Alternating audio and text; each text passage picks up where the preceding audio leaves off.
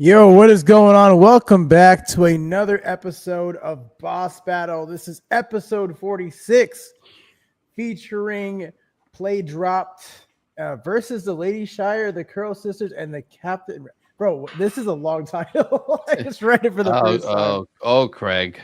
I don't know what to tell you, man. Our producer gets wild for sometimes. I don't know what to tell you. Yeah. We're joined alongside with my co-host. Oh, by the way, I am Crypto Hotto. My co-host is Mr. Ramen Cash.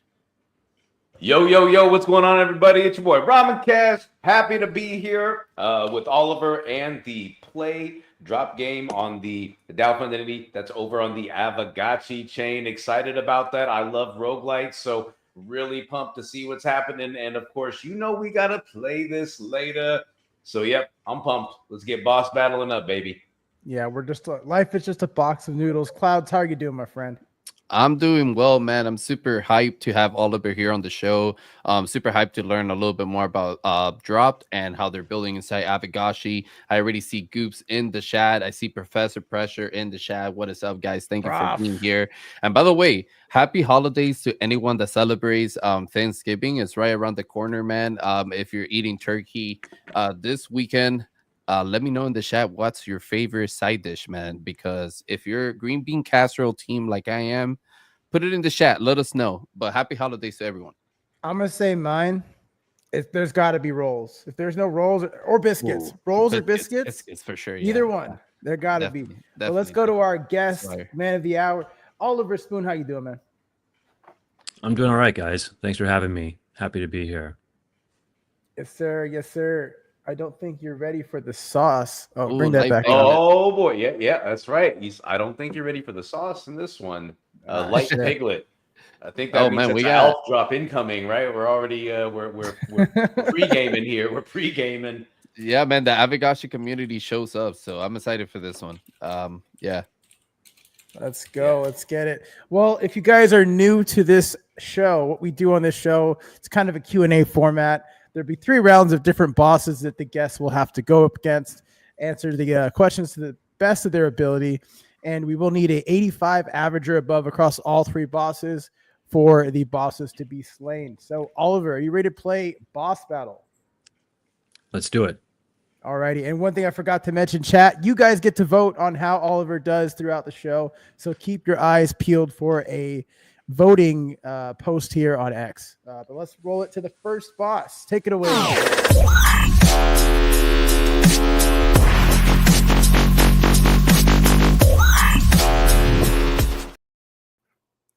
Sorry, I was just jamming out there. Question 1 says, can you tell us more about the eye laser specials attack? Sure. So we created with the eye lasers this idea of like an ultimate attack, and it's a funny question because we actually scrapped this design. So but I can tell you about it anyway. It was like an ultimate attack that would charge up slowly over time, and then you could unleash this like mega beam eye laser attack and just obliterate all your enemies. And we had some different ideas on how to make it like unique to each collateral for the gachi. So Avagachi, for those not in the know, they are bound with different like spirit forces. So some Avagachis have like Ethereum backed into them. Some have like stable coins like USD Tether or DAI. And we wanted to make this unique like eye laser beam based on the different collaterals. But yeah, ultimately we pulled back on that design because it was just too powerful. Yeah, so that's the eye lasers. Dang. Okay, so it was just too OD. Had to scale it back a bit. Got it. Let's move on to the next question here. And unless you had something else to add. Oh, I thought I heard you say we tweaked the eye stats to like the eye collateral has, if the eye color has increased chance for like double strike, so you hit twice, and then the eye shape has increased critical strike damage. Got it. All right, let's move on to the next one here. It says, how will you bring utility to all the wearables, and what would that look like? That's a good question. So with Avagachi, one of our design intents was to really bring as much utility to all the wearables. With Avagachi, if you haven't dove in the ecosystem, it's a very deep rabbit hole. And in that, there's lots of different moving parts. So you have like your main character, which is like your NFT avatar, but then he can equip all sorts of other NFTs, which we call wearables, um, more like equipment in RPGs. And we wanted to bring, utility to these different wearables as they can be quite expensive in the ecosystem. Our top tier rarities are like tens of thousands of dollars. So we wanted to make sure that those got love. And what we did is each wearable has four different traits. With Avagachi, you have energy, aggression, spookiness, and brain. So that functions, in an RPG like, health, attack, critical strike, and ability points. So each wearable has, I don't know how much like overview to answer with these questions too. Like, should I give like a broad overview with Avagachi too? So players have an understanding, or we like deep in it where I can just go right into the technicals? I Do mean, your do your thing, man. yeah. Yeah, like however you want to approach it. I think we actually have covered Avagashi pretty in depth across our ecosystem ourselves. So I feel confident that our audience already knows a lot about Avagashi. So if you want to dive in more into the technical side of things, go for it. Cool. Cool. So what we did was, yeah, each wearable has one of four traits, or sometimes a mix of both, or two or three.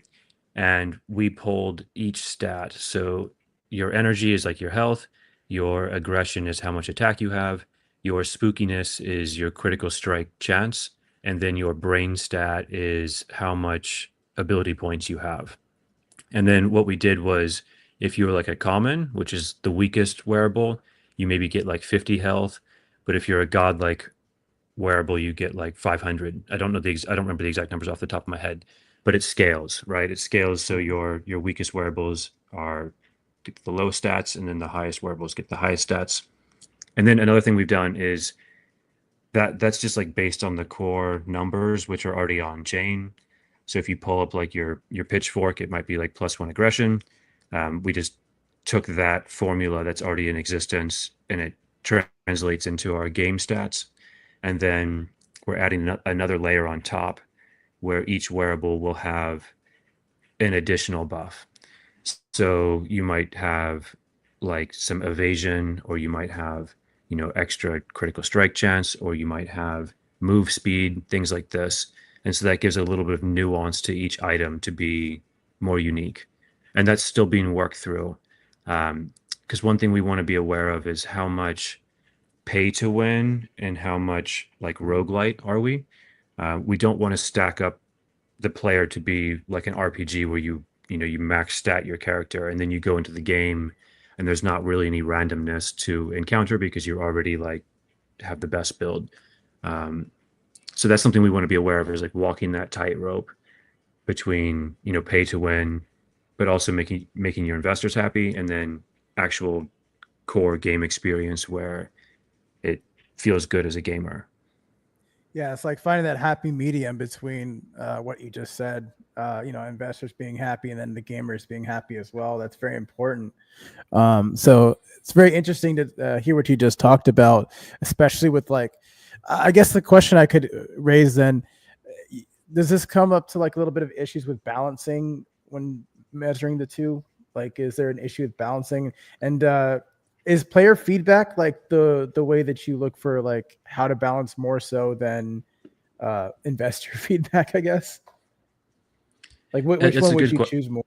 Yeah. It's a good question. And I think ultimately we need to focus on the player experience. Because if the game is good and generates revenue, that revenue goes back to the investors. Right. Whereas if we just create a pay to win experience, it's going to be very flat, and whoever has the most money wins. But we've introduced a couple of novel concepts that work really well with the roguelite experience. One of them is what's called like a spectral wearable. And what that is essentially the same thing as like your normal gear, but it only lasts for one game. So you go through the Mm. run, and there's like a treasure chest, and you smash it open, and there can be like a legendary weapon. And so you have access to a legendary weapon, which is, quite high tier. But then once you die or once you leave the game, you lose it. And Mm. we think that's a good way to allow players to, kind of stack up their character before the game, but also find cool new stuff in the run as well. And, even pick up those godlike $10,000 items or whatever and have like that max power, but then they lose it. So um, that's the approach we've been taking. And it's been working quite well so far. I think that's the most important part, right? It's like as long as you have a way in the game loop to allow players that are not paying for like the wearables or like the items, you get me, that you can equip, to still have access to those items within the game loop that they're playing is really important when you're balancing out that feeling, right? Of like not making it feel like a pay to win scenario where only the players are paying for like the highest level wearables or winning the game or like having fun inside the game, right? Like if I'm playing and I'm a player that hasn't spent money on much of the wearables, but I still find like a high tier weapon and I can use it for, the time that I'm playing the game until I log off. That's a good way for me to experience the game, you get me, and still take on like a high skill player or like someone who has a high wearable on them, you get me. So it's really cool that you guys are taking that Yeah. approach. Thanks. Yeah, I feel that too. And it also creates a little bit of FOMO or motivation too if you pick up these items that you Mhm. can actually go buy them if you just love it so much. So there's Mm. that Yeah, as that's really well. cool. Yeah, because if I see the legendary sword and then I lose it when I log off, but then I see it in the marketplace, right? Now I know exactly what it looks like and I know exactly how it plays. So it's definitely a bigger incentive and a motivator to buy it, right? So that is a good point. Good points. Good points. Let's move on to the next question here, and this is the second to last question. So, Damien, if you're hearing my voice, please post it. Post the voting thing. Try before you buy. That's actually another great way to think about it. Yeah. Yo, That's also shout outs Yeah, to yeah. Madame Irma for giving us a follow on Twitch. Thank you so much. Thank you. Yeah, try let me before you touch on buy it, let me man. touch on that real quick Yeah, if I go can. ahead. On Piglet's point, Avagachi also has both a gachi rental and a wearable rental service, so you can rent any of these high-powered gachis. Like, you can rent like a $20,000, $30,000 gachi for a couple bucks for a few hours, so you can like really get the full experience if you want. Or you can pick Hell up yeah. some wearables, you can put them on your gachi, and then after a certain amount of time, it takes them back off to the owner. So that's I there was gonna too. say, I'm a big fan of like pilot programs or like rental programs and games that allow to do that. And even when it's like part of the player economy and like player that owns these assets are allowed to like rent them to other players that don't own it. You get me? I'm a big fan of those type of programs, and I think it used to be more common back in like 2021, and like a lot of people haven't used it anymore. So I'm glad that's still within the Avagashi ecosystem. Yeah, it's Just cool. And it's all on chain, so it's trustless. Hell yeah. it's my favorite part about the blockchain. By the way, the poll is up, guys. I posted a link in the Twitch chat. Clouds, if you could post it in the other chats, please. I appreciate that. I got you. Thank you. Let's move on to the second to last question here. How does Drop bring more lore and storytelling to the Avagachi universe? That's a good question. So what we've done is we've created like a side story that doesn't interfere too much with the main like story arc. And what that is these pioneering gachis, they went off into the dark forest and they encountered a new race, the degen apes, which are like the primates of the gachis. So the way we see it is they were like these monkeys that have been in the forest for many, many aeons, and maybe they got liquidated like on a epic event back in 2013 or something. They're more primal, more primitive. Anyway, they encountered these apes, and they discovered a mine that has all sorts of alchemica and resources, and so they start going and they form a relationship, and they start mining together, and they build this whole little town. And this is all in the past. And then when our player arrives, the relations are completely destroyed. All the gachis are dead, and the village is abandoned, and the mines are completely corrupted. So we don't really know what's going on in the mines, but we know that this corruption is like a corrupted code that's spreading from the depths and threatens the Gachiverse itself. So that's where the player enters the scene, is like this corruption spreading, all this chaos has happened, and we don't really know what to expect. And it's up to the player to go into the mines and uncover the truth as to what's happened. I absolutely love all the. I feel like I'm being personally attacked, but I love it because like I've literally been degenning for the past 3 to 4 weeks, and like I've been aping in on coins. So like I resonate with the storyline so much. I feel like I'm like you're talking about my story. I mean, I haven't been liquidated yet, right? We're good, but still, I do like It's still early, man. It's still early in the market. No, bad energy. No, but seriously, I do like all the calls and like people I think can relate to that in crypto if they've ever done anything like that. And that's built into the lore of Aavegotchi, so I really do like that and appreciate that. Let's move on to the last question here. How do you plan to balance the game's difficulty for both casual and hardcore players? That's a good question, and something we thought quite a bit about. We have a mechanism called the code injector, and so like the whole game, it's meant to be like a simulation, right? We live in this etherverse or this Gachiverse, and everything is basically code and like the Matrix, if you will. So we have a character who goes by the name of Game Genie, which is a little throwback to the 90s. And what he does is he has a code injector, and he lets you hack the game. And what you can do is you can, just to put it simply, you can adjust the enemy HP, enemy attacks, anything like this. Mhm. You can make the game way harder. You can increase the move speed, the attack, all of that. You can give them extra hits, or you can make it a lot easier. You can turn the timer off. You can make them basically like plushies, and they have no health kind of thing. We wanted to have an approach where like the average game is quite difficult, but then you can crank it to the max for the elite gamers. Or if you're just a casual, want to have the story, you can basically make it as easy as you want and just enjoy the game. But that comes with it a score multiplier. So if you make it, super easy, your score will be 0. But it's just for the experience. But if you want to go more for like tournament style, you can crank up the difficulty to the max, and then you get more points too, which ranks you higher on the leaderboard. So there's a little bit of decision making there too, as a hardcore gamer. Like, how difficult can you make the game while still being able to get a high score? I absolutely love the what was it, Game Genie? Yeah. Yeah, that I don't think we ever used. I think we used Game Shark back in the day, but man, like I remember getting those things that you could like change the entire game. Those were the days, bro. Klaus, you remember those days?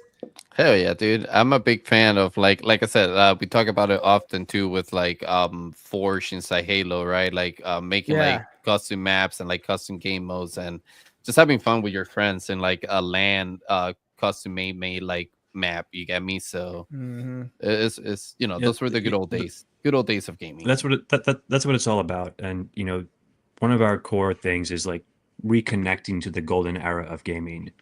I grew up in the 90s. My partner grew up in the 90s, from like that SNES to N64 era. So we want to bring a lot of that back. And our game is 1 to 3 player, so it has that same kind of vibe where you have a couple friends and you go, dungeon raiding together.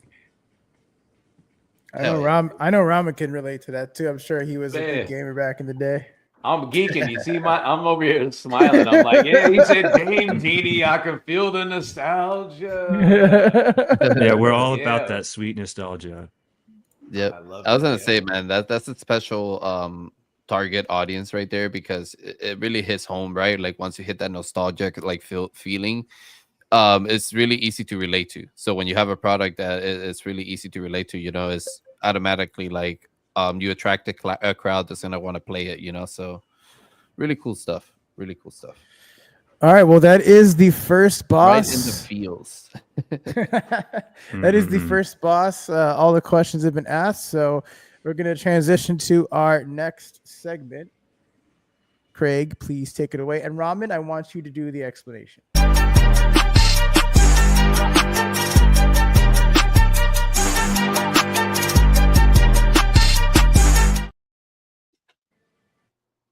Damn, All right.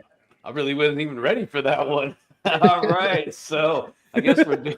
Here we go. You want me to hit you with it again? You want Craig to hit you with it again? With the badge explanation? Yeah, no, well, with just the badge. He said you weren't ready for it, so he can hit you with it again. Yeah, you want to see that badge again? Yeah, let's.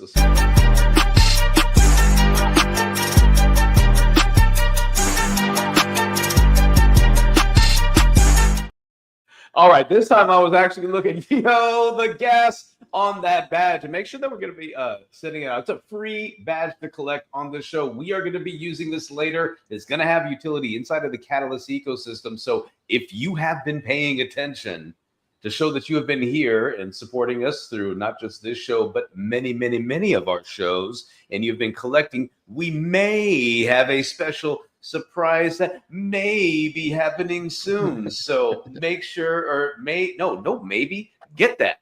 Download, free. It's yours. Collect it. Just like what's happening right now that I also should be doing, which I am not because I can't multitask. I'm only made of one noodle. This is very hard for me to do. That's not true. I see plenty of noodles in that box of yours.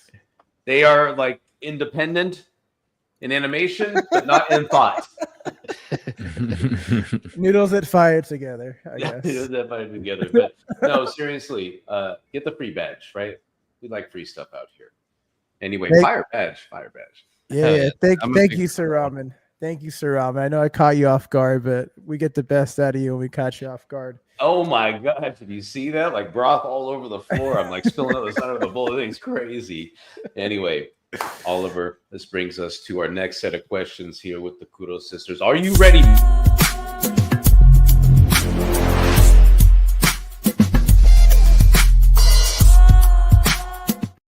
Dang, Craig, you really rugged your flow just now. Yeah.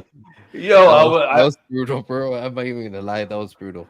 I was like ready to bring the energy, and then it's like, oh, okay, I'm out. I'm going, but I'm back now. All right, so okay, don't rug me again, Craig. Craig, who got this intern? I know he's half price, but geez. Bring us up. Thank you, Kudos Scissors. Oliver, are you ready for the next set of questions? Yeah, let's do it. All right. So, what steps have you taken to ensure that the enemy AI feels challenging and adaptive for players? That's a good one. So we originally went out into the depths of the enemy AI, and we had this idea to like make them like super smart, almost like Halo type enemies where, they have all these different ideas in their heads, and if they get low HP, they might flee, or if they're like in a pack together, they hunt differently. But that quickly turned into a huge mess. So we actually pulled back, and we instead went more for a simplistic route where enemies have one function, but they do it well, and each enemy is different from the other one. And this is more of like a roguelike approach where, your snail, he charges you and he smashes you, and he's super easy by himself. But if you mix him maybe with like a ranged, like a spirit that's shooting at you from distance, the combination of enemies is what makes the challenge. And so that's what we've been really working on. I'm quite happy with the current batch of enemies. We have 8 or 9, and I quite like the attacks on them. They're unique in the sense like you have like your short range, your long range, you have your brutes, you have your quick explosive ones. It's like a nice matrix of enemies. And then one thing that we want to drill down on for the next phase is more movement patterns. So one thing we notice is they're still a bit flat with the pathfinding. So they just kind of all, beeline straight for you, with the exception of one. So that's an area of focus for the next cycle, is like, how can we make them, maybe strafe around you, or maybe they jump behind you. So you're always in the line of fire. So that's a focus for next time. But one thing that we did that I quite like is we introduced a lot of like triggers. So now, like before, you would just have all the enemies there, right? So you're always walking into a cluster of enemies. But we introduced new spawn mechanics. So if you walk into the room, then they start to spawn behind you. So now ranged has a harder time than melee. Before it was just ranged, right? You just walk in, you can shoot from far away. But now we have triggers where when you walk in, they spawn behind you. We have delay timers. We have like on kill triggers. So when you kill one group, the next group spawns. So that variety gives us a lot more play than trying to make them all like Halo 2 elite enemy type of stuff. And it's working well. Oh, No, yeah. that's great. So it can be predictable from player to player, but because there's so much going on at one time, like you said, it makes it rough. But it is defeatable. It is beatable, and it's a bit more like bullet hell style, where you get swarmed by enemies, more so than it's like strategic tactical combat. So are you more like, this is not in the questions, but are you more of like a range type player or more like a melee type player when it comes to games? I usually go for ranged.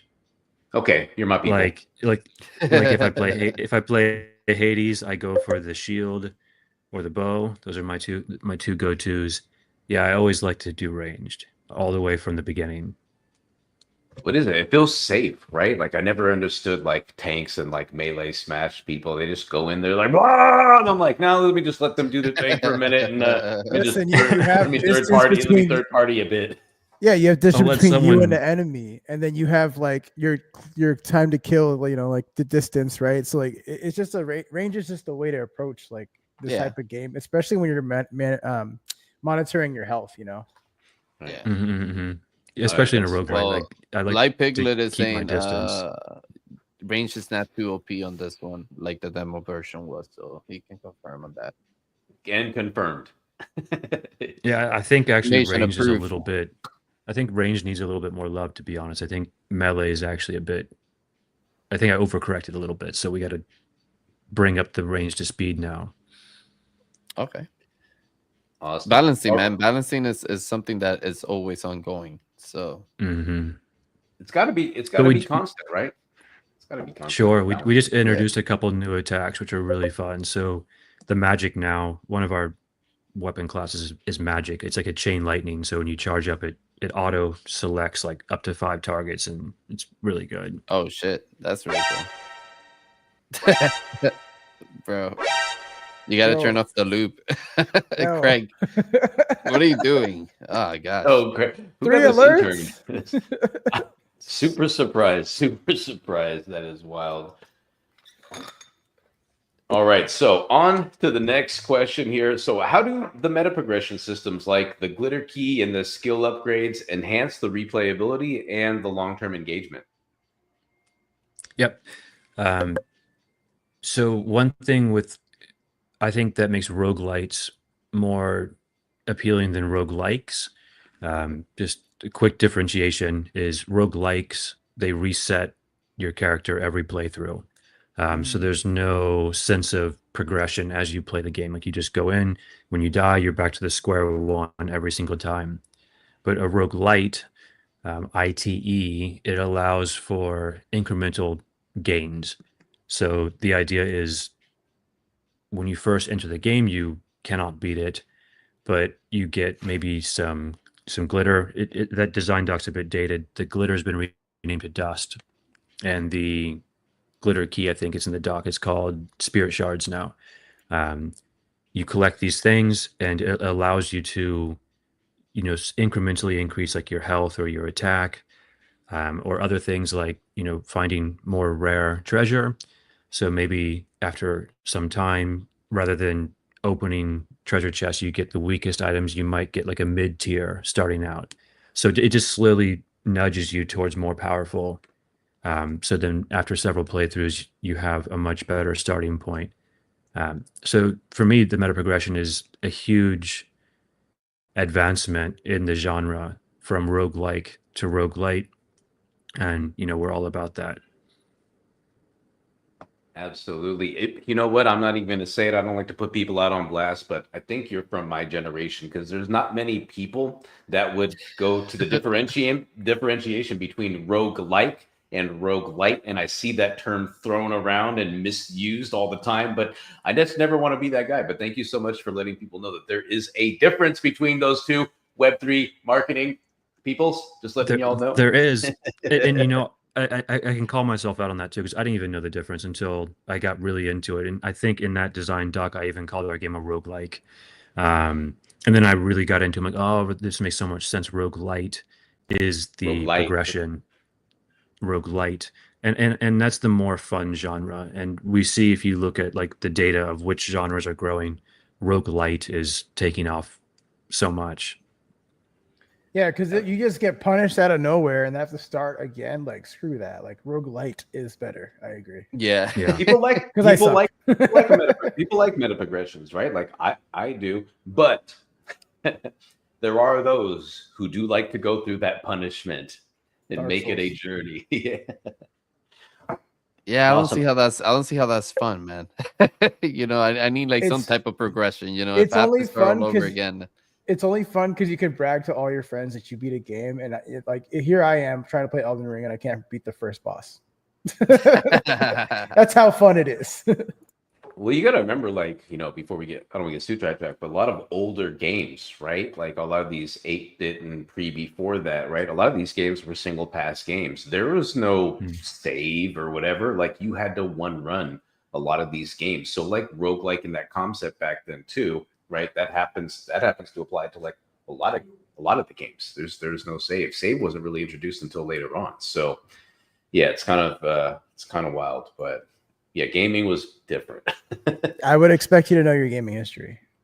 Back in the And good that's old why days of in the young Mario Ryan. games, you used to have like the warps, right? Because Right. otherwise you're going to play World 1 through World 8 every single time. It just doesn't work. Yeah.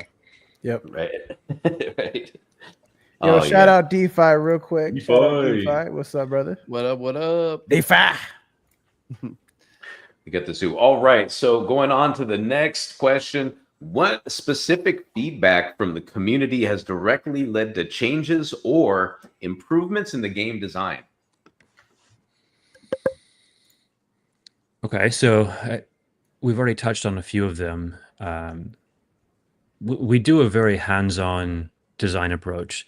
All since the very beginning, we presented the design document for the demo, and we took feedback from that.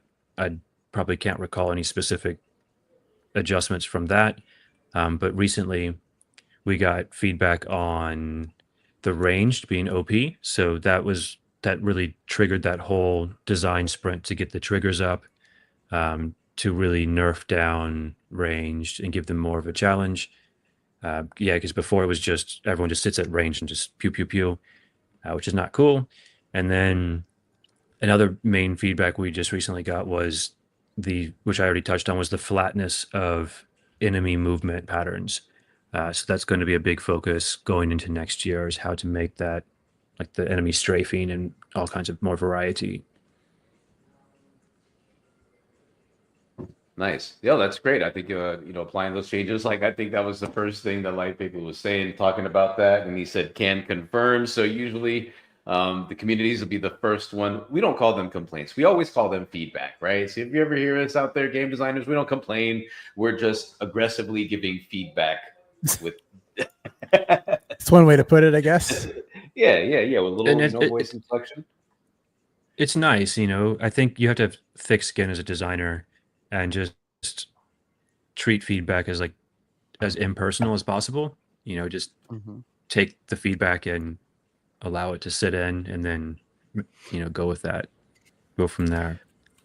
Well, I just tell people from a consumer point. For me personally, if you see me and I'm live streaming and I'm frustrated or cussing during gameplay and I'm just mad and talking bad, but I keep live streaming it every day and I keep coming back and playing the game. Listen, it's not that the game's bad. I'm just frustrated. I'm emotionally, invested into the game now. It's getting an emotional response out of me, because if I didn't like it, I probably wouldn't come back and bother playing it the next day, but I do. So it's weird. I don't think it's a lot of times it's frustration, not really anger when it comes to this game. So shout out to all those taking feedback from the consumer. We love you and we love the changes.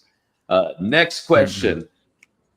How do you plan to keep the community engaged during the development process, especially leading up to the beta launch? Oh, real quick, the poll is live, everybody. Go My vote. bad. Go vote. Sorry, re-ask the question. The poll is live, so it's posted in the chat. Go ahead and vote, guys. 10 minutes. Sorry. Do as Hado says. Vote. Vote now. Vote proud. Let's get it.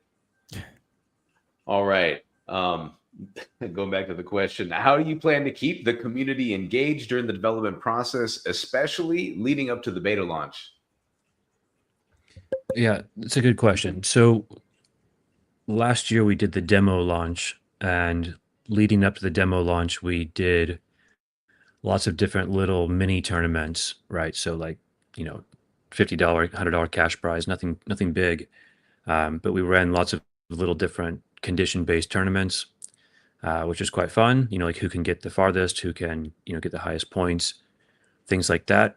And we awarded both, clout and cash. So there's like Discord roles that you get for getting the champion. You get like a godlike role, mythical going down. So that was a good model. And that's something we'll be doing again, ramping up more now that we have a playable game. The demo is in Phaser and this is in Unity, so we had to completely start over with the alpha. But yeah, we'll be doing the same thing. We'll be doing little tournaments in the community, which we've already done one. Who could beat the gauntlet challenge. We'll be doing more of that as we go into the launch. And then just getting out there talking to people like you to hopefully bring in more gamers who are interested about Dropped and just grow our little community as we go. Yep. Nice, loving it. If anybody loves mini tournaments, it's this box of noodles. Absolutely love that, and I completely agree that engaging with fun times and gaming is definitely the best way, and not a bunch of social questing. I don't like it. I love gaming, and I love the mini tournaments. That's amazing. Do you see a lot more mini tournaments coming up soon? Because I know that there's some sweaty players that come to the game nights over at the Noodle Bowls and from a couple of different guilds. So is there possibilities maybe we can all get sweaty together in the gaming sense? That's really, I better make the context there. It's kind of weird. Yeah. Yeah, absolutely. We're doing these game nights here in Tokyo too. And we are going to be ramping up the actual tournaments very soon. So we'd love to have you guys. Been talking to No Futuristic about the game nights also. We have a prize pool. We can distribute some wearables to the champions or just some straight cash, and would absolutely love to have you guys. Hell yeah, absolutely. We'll definitely continue to speak more on that behind the scenes to get something going there. But I agree with Ramen, man. I think hosting this community events and community tournaments is definitely the way to connect with your audience and your just your users in general. I think it's also like the healthiest route to grow esport within Web3, right? I think that's where it starts. We need to build that culture first of like competition and just tournament in general, and then build at a bigger scale from there. But I love the community like LAN events. Yeah, 100%. And we really want a skill-based game. We're not play to earn where you just farm, pennies or whatever. We're skill-based. We're winner take big. Yo, can we put that on a t-shirt? Winner take big. I love it. Skill based, no farm, no asset multiplier. Sorry if you guys got asset multiplier, take that back. But you know what I'm saying? Play people against people, and if there is a separate tournament for that, that's great. We always talked about that skill-based tournament. Why are we need to tell more people about this? I think Web3 needs to listen. I agree. Yes, sir, yes, Yeah, sir. I'm not. After 2021, I saw what play to earn really is and what it's not. And I don't think it's the future. I think the future is more in the skill base. I agree. Absolutely agreed. And did I hear you say that you're in Tokyo right now? I am. Yeah, it is almost 9 a.m. right now.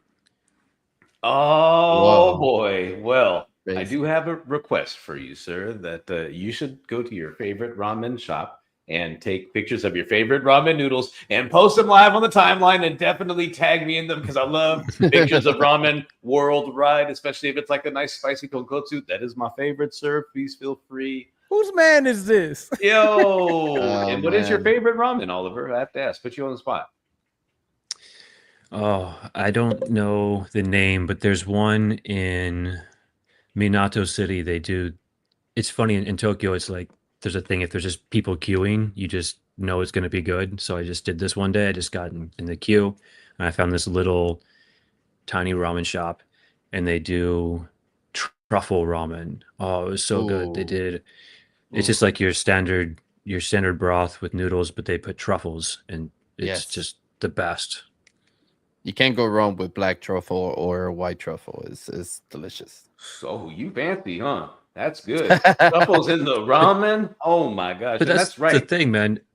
In Tokyo right now, because the yen is quite weak, everything is really cheap. So I think I've maybe Yeah, spent like $5 or $6 on this bowl of ramen.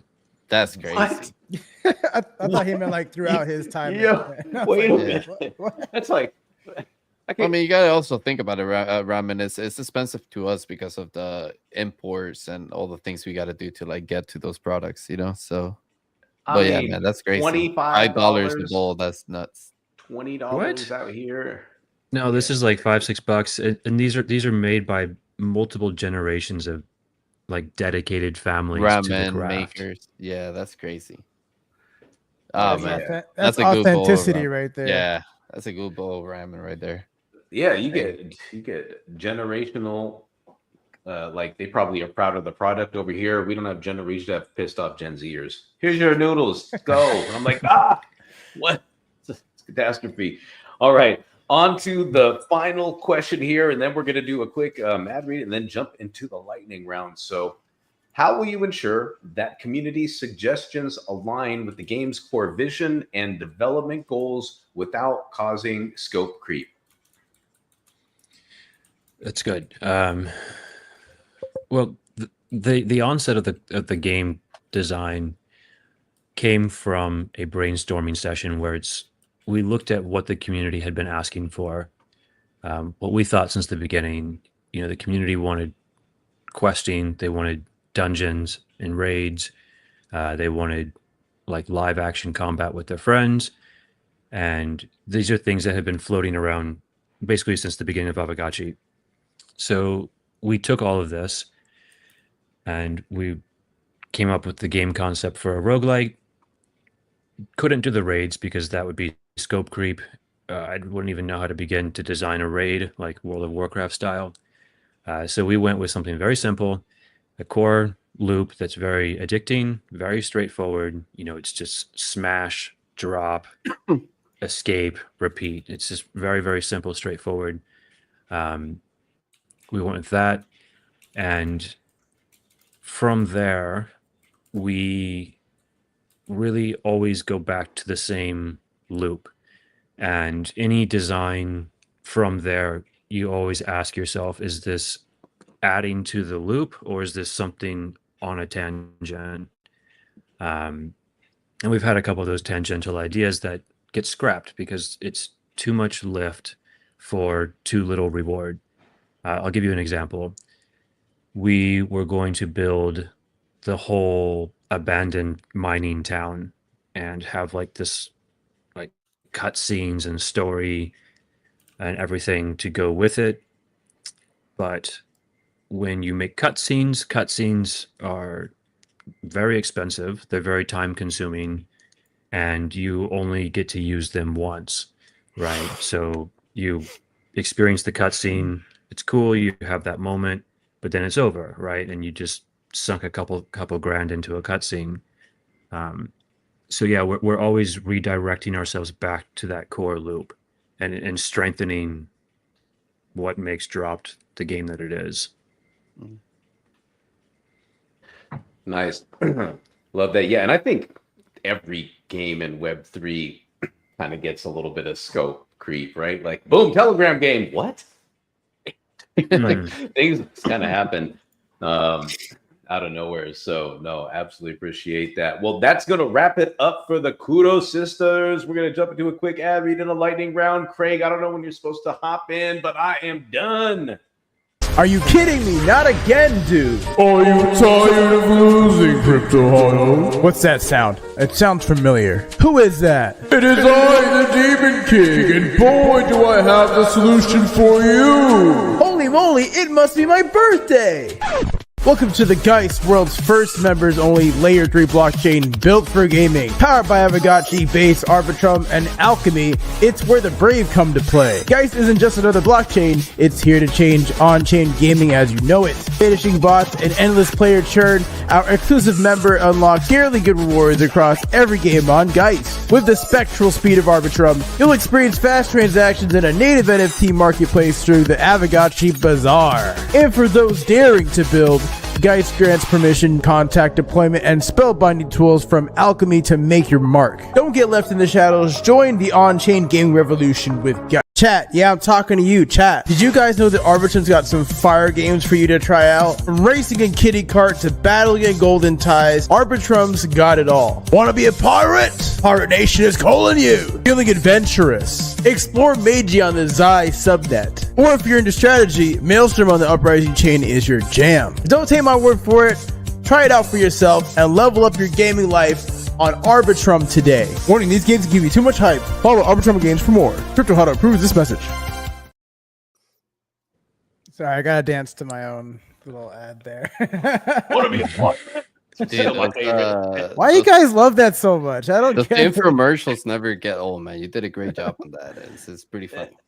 Thank you. All brother. right, Thank you. let's go ahead and jump into the lightning round here. Craig, take it away.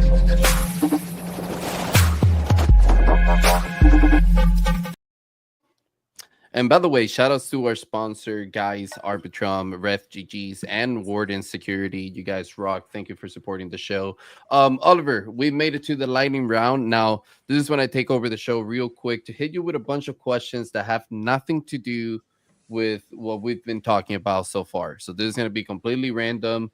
I hope you're ready. The point is to answer as quickly as we can, and we'll see how many questions we got through. Sounds good?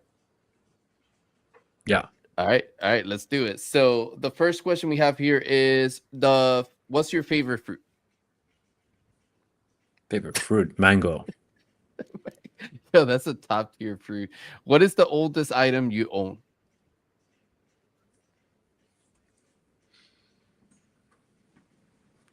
My ledger. Doritos or Fritos? Neither. favorite board game? Monopoly.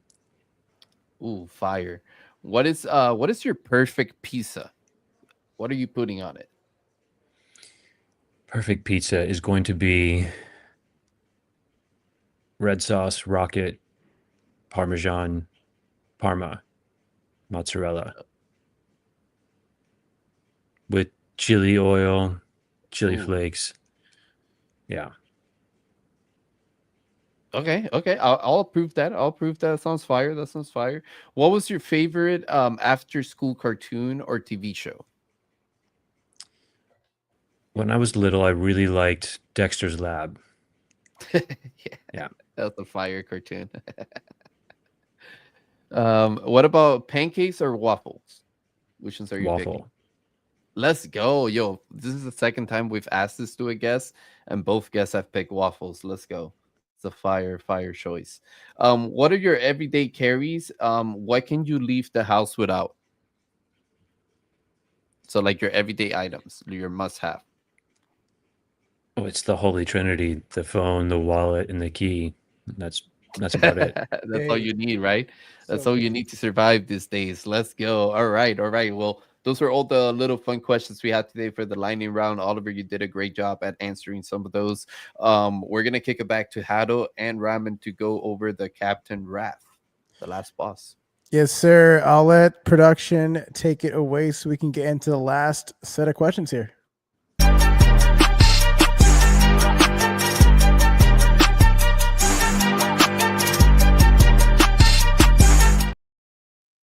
I gotta say that is the sickest boss that we've made. I'm a little biased. This guy looks crazy. Yeah, I don't want to fight him in a game. All right. So how this one works, I'll be answering, or I'm sorry, I'll be asking one question, and then Ron will take the next question. So we're just going to be basically alternating back and forth. So the question one number says, I messed up that sentence. Question one says, who is the target audience for the game, and how are you planning to appeal to non-blockchain gamers?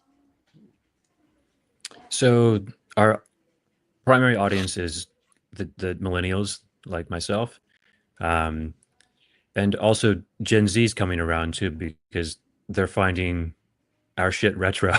So that's pretty cool too. And then how to cater to the other audience is we have a very easy access funnel where you can go to our website, click play, and you're in the game. You don't have to have any knowledge of a wallet or blockchain or anything to actually experience the game. And we allow that free to play version to carry you quite far. So anyone can just drop in. And I think that was a big lesson from 2021 when everyone was making these exclusive like 10K PFP only gated access games that no one showed up to. Is like we need this more the broad spectrum.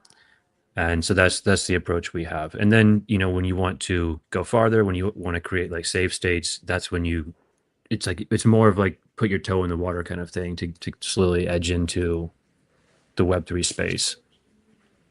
Yeah, I want you to say that one more time, the 10K PFP, one more time. I just want people to hear that again, your point on that. If you repeat that one more time.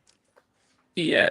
Like I get the exclusivity idea, but with gaming, model doesn't really work. So if you have like a 10K PFP and only those 10,000 PFPs can play the game, like how do you expect to ever have a player base beyond a few hundred or 1,000 people? It just doesn't make sense.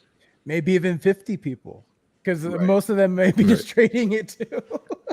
Right. Anyways, Like realistically, like even in our community, Avagachi is based on gaming, but I think maybe 20% of the community are actually gamers.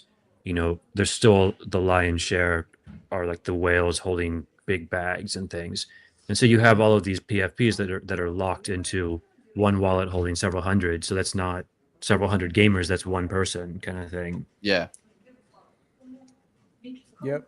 Very true. I just wanted people to hear that again in case they missed that. All right, Raman, kicking it over to you. All right. What are some of the biggest challenges you've faced while transitioning the game to the Unity engine? That would be a better question for my dev. My partner Slick would be the one to answer that. I think just the main thing was there's no, like the word port is nice in theory, but there's no porting. It's rewriting the entire game.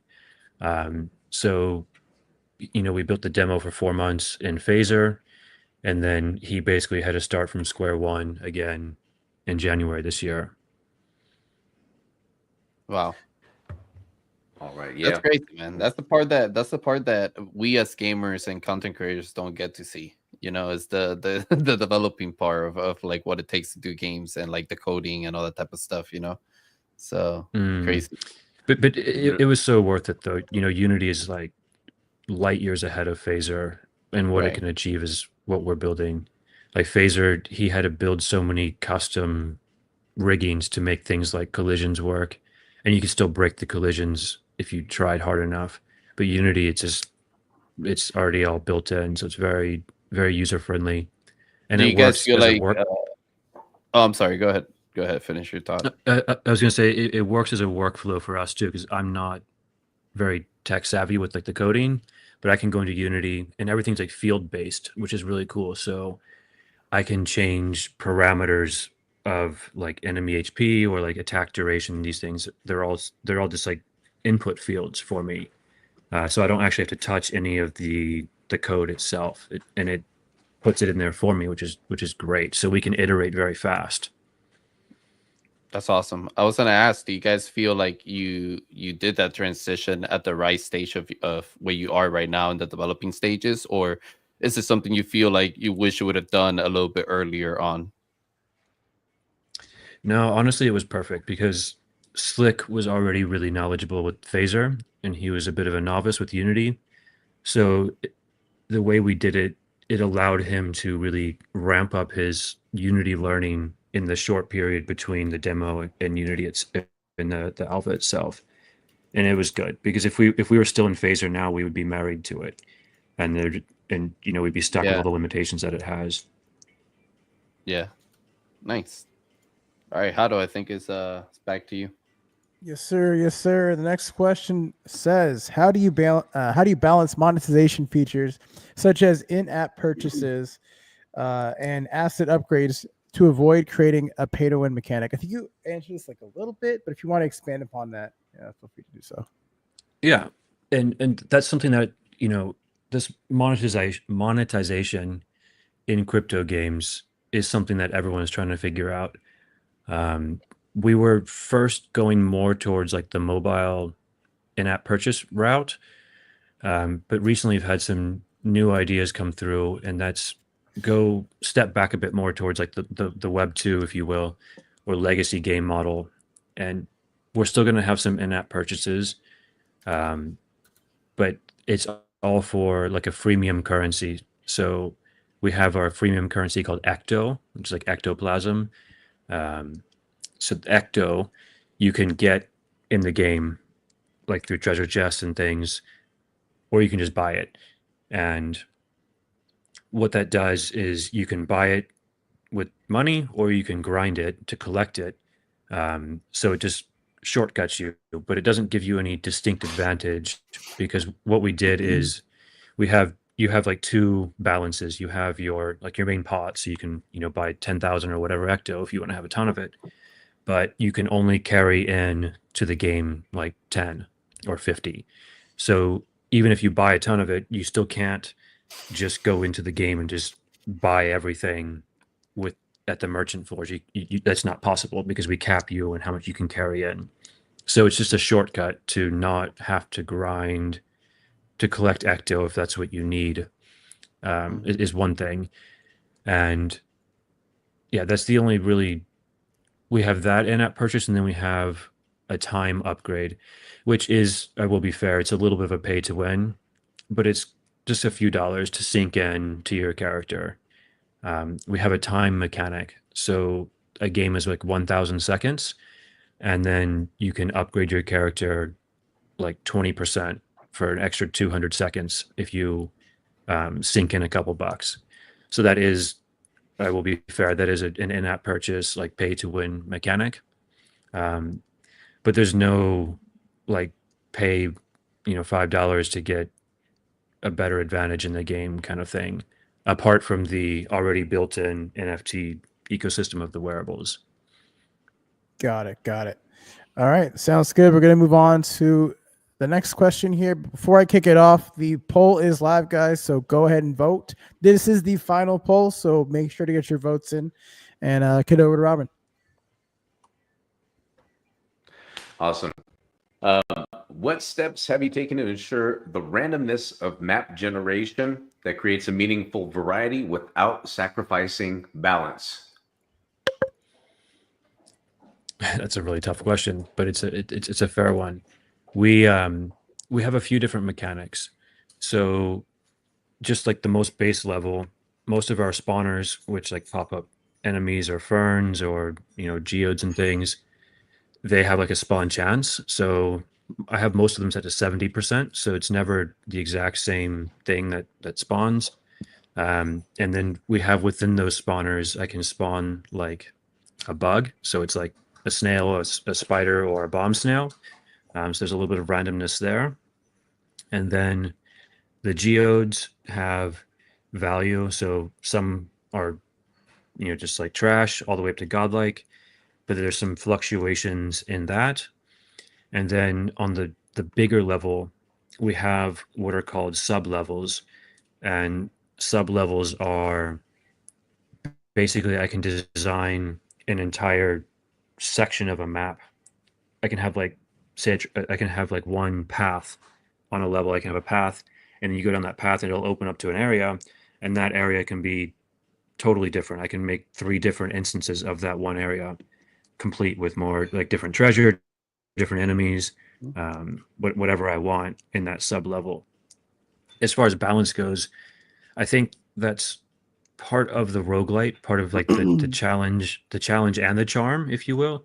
Um, Not every game is going to be fair and easy. You know, some games you'll get better RNG where you get more synergistic weapons and power ups.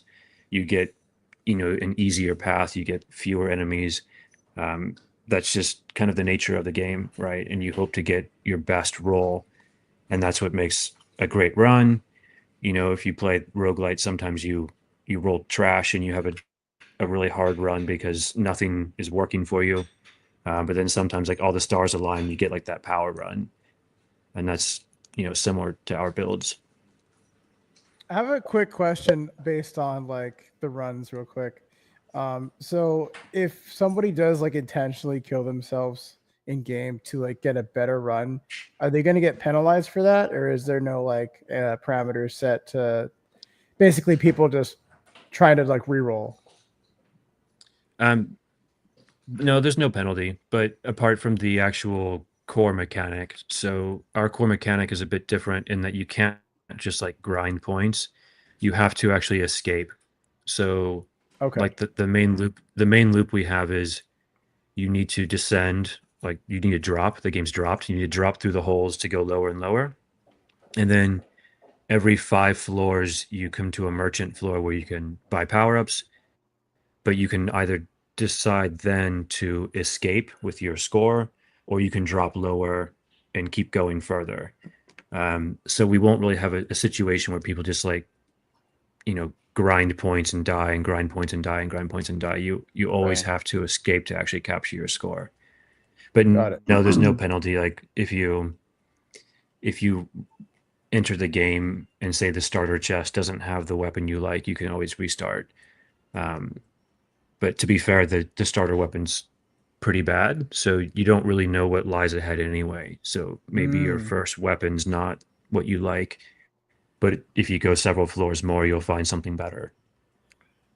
cool. Nice. Is it something that's always gonna be like every 5 floor? You're gonna get like a saving, like like a floor to like be able to decide to escape or not, or is that something that's gonna change to like maybe increase as you go lower and lower? You know, where maybe I'm closer to like dropping to the last floor, so like now it like increased from 5 to like 10 or something like that. You know? Yeah, that's something we still need to play around with. You know, we're still in the alpha, so we only have the first 2 biomes. A Mm, full playthrough you'll go through 6 worlds, and just right now we have 2.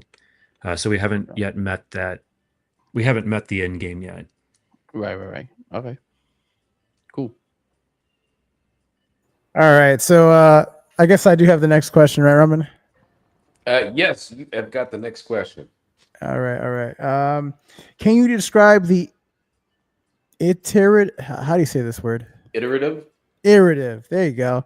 Words are not my strong suit. Design process for the game's biomes and how each biome offers a unique gameplay experience. That's a cool question.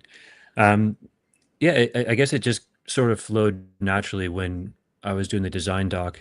It made sense to have the first biome be like the temple, like the Degen Ape temple underground forest. And then I start thinking like, well, what's next? Well, you probably go into the mines, and then from there you go, well, you need to rescue the Degen Ape chief. He's in the prison, so you need like a prison cell biome. I'm like, well, what else do we have? We have, well, if they're mining stuff underground, they might have a refinery. So like an underground refinery with like fire and machinery is going to be really cool. And from there, I'm like, oh, well, what else do we have? I go to the Alchemica, which is like our different resources with Avagachi, and they're like elemental based. So there's like fire, earth, ice, and lightning. So I'm like, what's left? Oh, we have ice.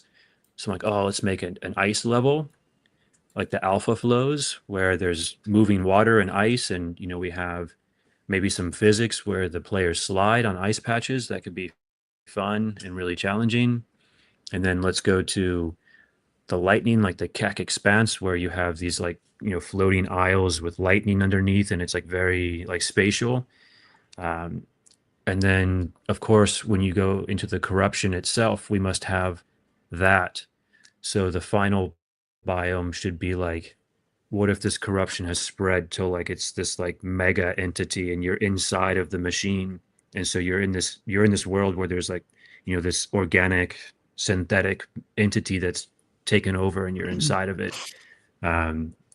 So you have to weave through that, and then finally, when you beat the boss, since it's a roguelite, you don't ever really beat the game, right? Roguelites always reset in different ways. So how can we make the story in a way that you don't ever really win? It just resets. So I'm like, well, of course, then the final boss, he escapes off into the void, and you can go chase him endlessly. So that would be the final world, is the infinite void, where it's just like nothingness that you can go forever. So that was like where my mind went when I was creating these worlds. And then with regards to like the variety and making novelty within each world, you start to play with these biomes. So the mines and forest are quite straightforward, but then you get into the refinery, it's like, well, you start to ask yourself questions like, what can we make that is unique to like a fire refinery? I'm like, well, we have a floor that has fire, so you get hurt when you walk on the floor. That's obvious. You have, all these fire-based traps. That's pretty cool. Well, what if we have like machineries, like where you have assembly lines that are just always minting new enemies, right? So that's a new idea, where you're in an infinite enemy experience where you can't just, clear the floor. You have to move on because it just keeps minting new enemies. So ideas like that. And then you go into like the ice world. Well, what can we do with ice world? Maybe, falling icicles on your head. The physics, as I said before, where you start sliding, and then, yeah, you just start to play with it and get really creative and think like how each world can be different, but not so far beyond what else is out there. And then with the enemies too, we have like our signature enemies is the shade. He's like our big brute guy. So in the forest, he's like the leaf shade. He's like a little spirit, but he conjures the earth around him to be different things. So like you have the leaf shade, and he transitions to the geode shade, and then he'll become like a metal shade, right? Like, it's like the same enemy, but you just upgrade him throughout the game. So there's still some continuity there too. Yeah, it's fun, man. Like that's my favorite part, is like imagining how all these new enemies are going to come in and interact with each other, and like in what new ways can we, like in a sadistic kind of way, torture the player while also not making it too hard. Yeah, this is my favorite part of the whole design process. Yeah, I love hearing about that insight, especially like Same. to the very little details of like an assembly line. Like that's something that people put in games all the time, and people like they don't even think about the creative process to get there, right? So to hear that on the show today, that's pretty sweet. Gotta be honest. Well, we have come down to the that was the last question of the final boss. So we go to the results time, right? This is everyone's favorite part of the show. Chat, thanks for being here, showing up, and voting. But the polls have closed, and now we got to find out if Oliver has defeated the bosses, or if the boss defeated Oliver. Oh.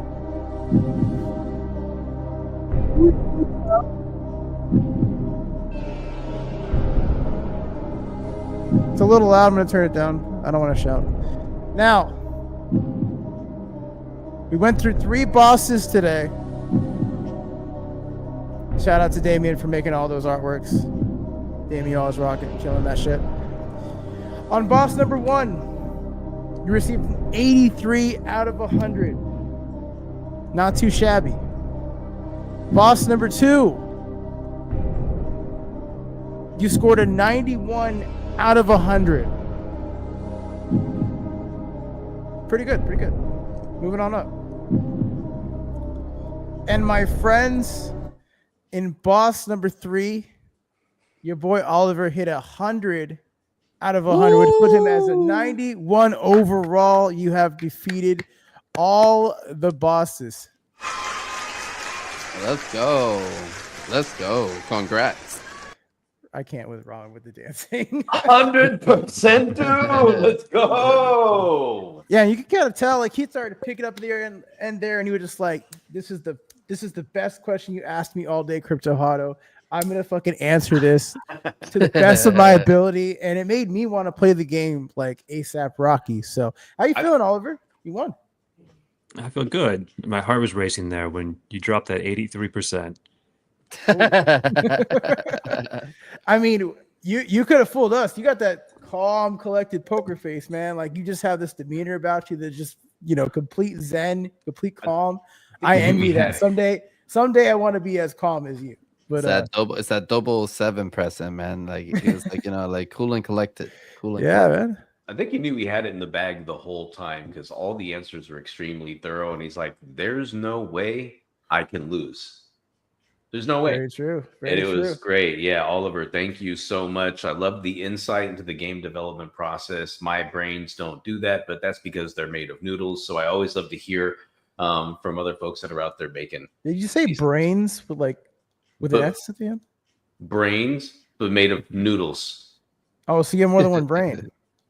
Yes. So, but I do like the endless and infinite enemies idea and layering all the different types of game modes for everyone to enjoy. And yes, I would love to see infinite enemies nonstop.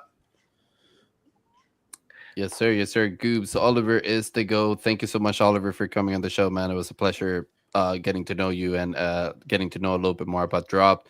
Looking forward to playing the game as well and like having you back on the show. Or having you back on actually our podcast, because that will be also a dope conversation that we could have there. But yeah, guys, I think we'll be back next. Actually, are we back next week, Hato? Next week? No. Yes, we should be. Okay, so we should be back. Not. We should be back next week. If not, guys, happy holidays, happy Thanksgiving. If you're celebrating, make sure you go check out Play Dropped. Make sure you give them a follow and get into the game and check it out as well. By the way, Oliver, what is the best way for people to get into the game and for people to try it out? Yeah, so our Twitter handle is playdropped, PLAYDROPT. And the game is web.playdropped.io. However, my dev just informed me this morning that we're in between a build and he hit some WebSocket issues, so the game's actually down at the moment, but would be back up probably later today or early tomorrow morning. All right, let's go. So not too bad of a wait time there, guys. Make sure you guys check it out. Make sure you follow them. Quake Clouds, you're not bullish enough. 48 hours. Within 48 hours, you can play Dropped soon. Everyone calm down. Okay. That's it. And jump in the Discord too, because we're doing announcements on tournaments if you want to win some cash prizes. And we're also looking for playtesters. So if you love to just battle test games and get paid doing so, we really need some more quality playtesters to, just tell us what we're doing right. Tell us what sucks and what needs to be cut. Like, we're all about that feedback, an iterative process with you guys. Let's go. Drop into the Discord and you heard it here first, man. Go ahead, guys. Make sure you give them a follow on Discord. You guys go join there, explore all the opportunities that they have going on for the community, and we'll make sure to definitely start playing some Drop for sure. Yes, sir. Guys, yes, cool, sir. Guys. That wraps up episode 46. We'll see you next week. God bless.